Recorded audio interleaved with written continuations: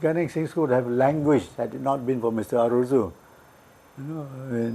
Would have probably gone back into to the status of a village school.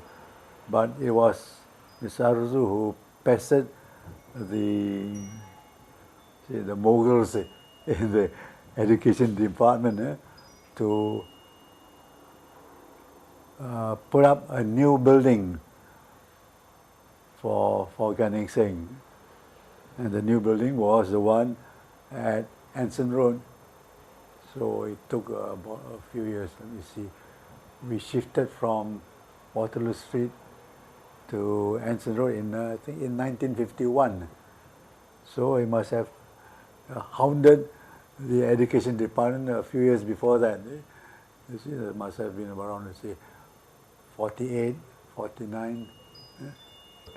And it was a very joyful day for us when we all shifted to Anson Road. Even the boys, even the children were so enthusiastic that they carried the school desks and school chairs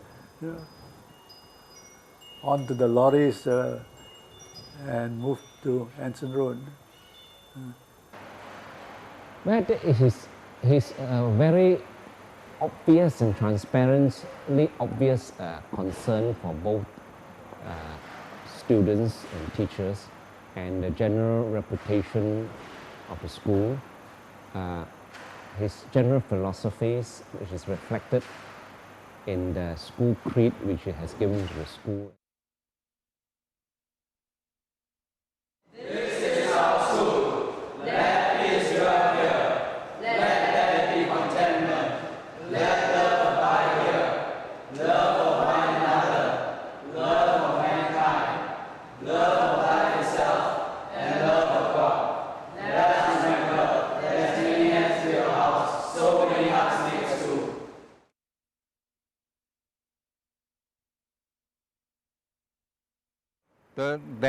The students and the teachers, they bonded themselves very well, and we respect many of our teachers because they are actually very dedicated, very kind teachers.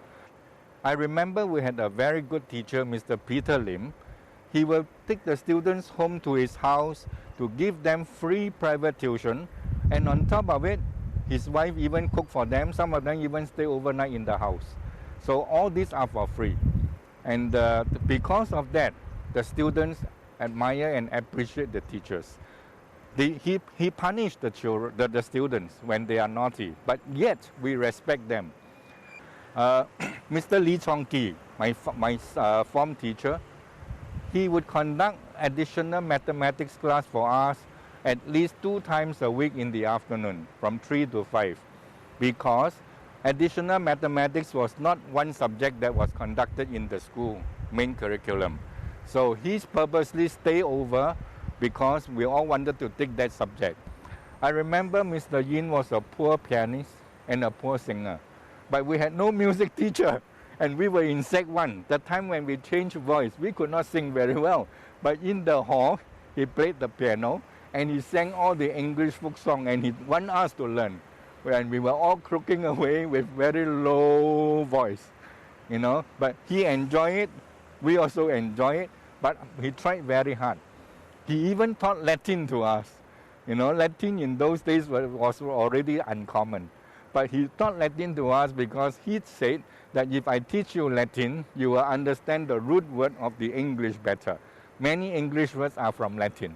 So these are all extra lessons. It's not in the curriculum, but they take extra time to teach us. It's their personal interest. So that is the reason why we respect some of these teachers. During those days, I think the teachers had done a good job in the 50s because gangsterism was very rife in Singapore. So with the teachers' counseling and closeness, I think that has prevented many people from becoming gangsters. There were gangsters very, very heavily invested in Trust Street. And because of that, we were all very afraid to go into Trust Street. So when I think back, this was a good place to study, a place where we really enjoy ourselves, but a place where we were disciplined, you know, and the teachers were very strict. They don't tolerate nonsense. But at the same time, we feel that deep down in their hearts, they were very kind.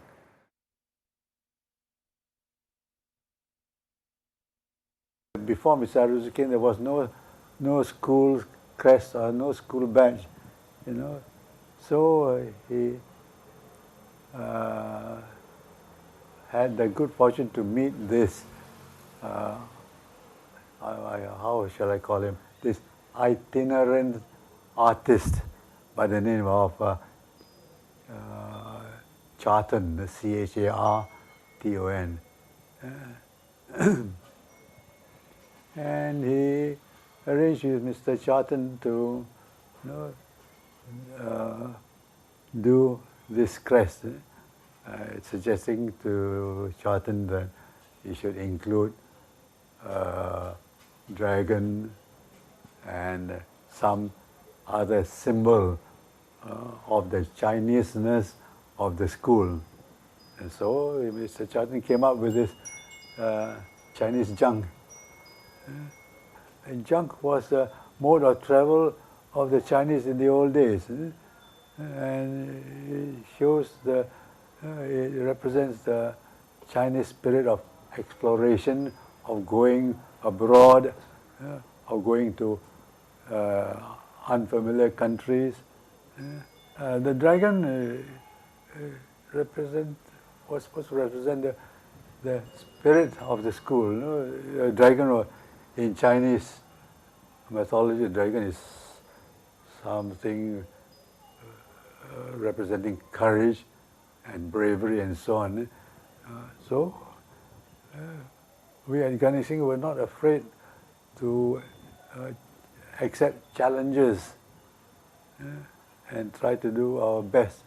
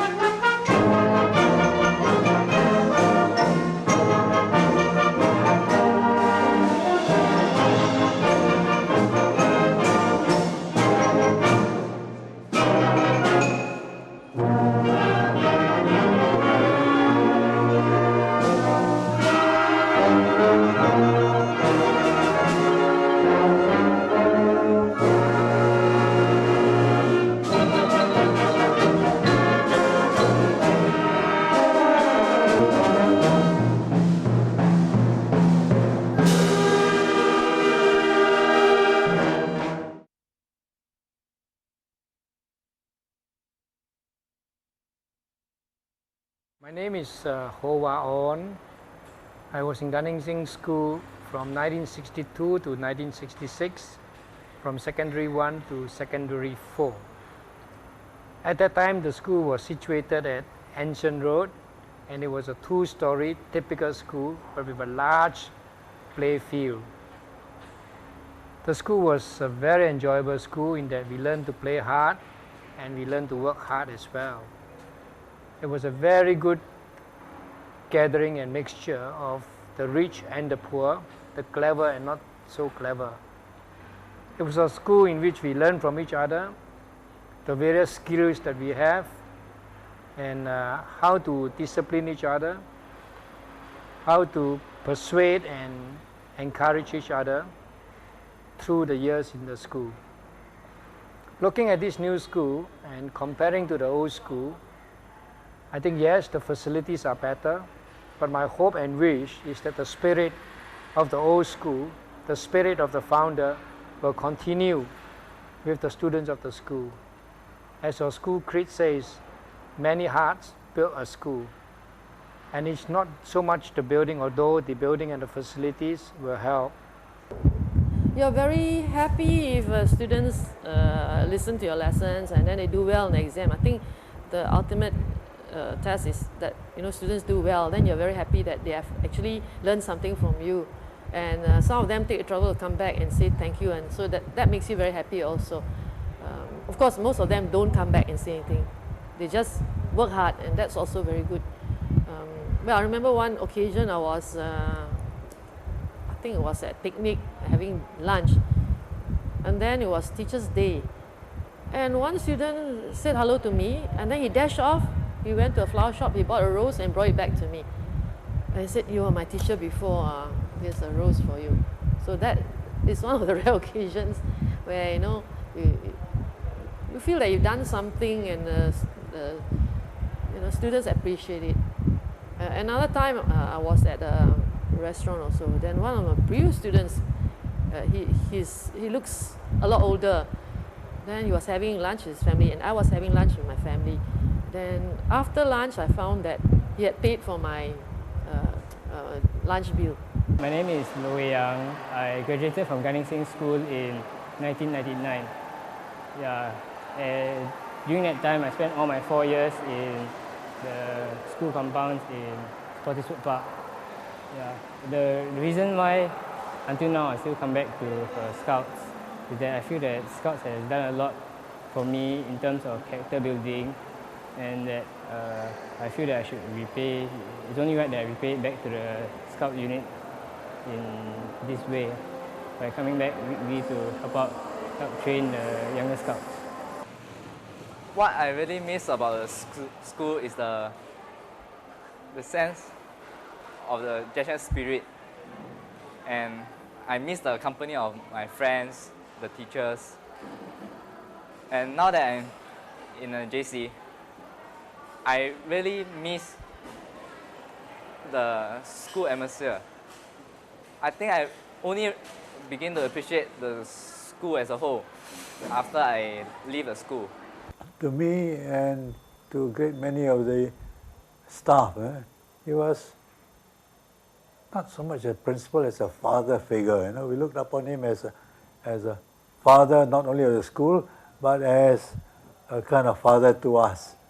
The personality of Mr Aroozoo, the principal, has a profound influence in my life.